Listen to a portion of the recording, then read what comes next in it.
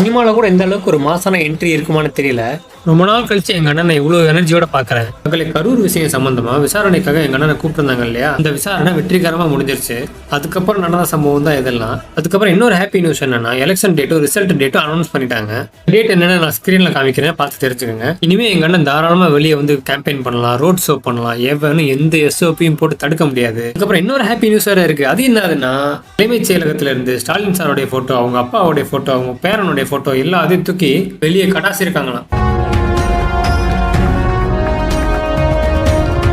ரொம்ப நாள் கழிச்சு நிறைய குட் நியூஸாக கேட்குற மாதிரி ஃபீல் ஆகுது மக்களே. எனக்கு உங்களுக்கு அதே ஃபீலிங் தான் இருக்கும்னு நினைக்கிறேன். அதே ஃபீலிங் இருந்ததுன்னா ஒரு லைக்கை போட்டுருங்க. இன்னொரு 38 நாள் இருக்கு எலெக்ஷனுக்கு. உங்க ஓட்டு யாருக்கு போட போறீங்கிறத மறக்காம கமெண்ட்ல லீவ் பண்ணிட்டு போங்க.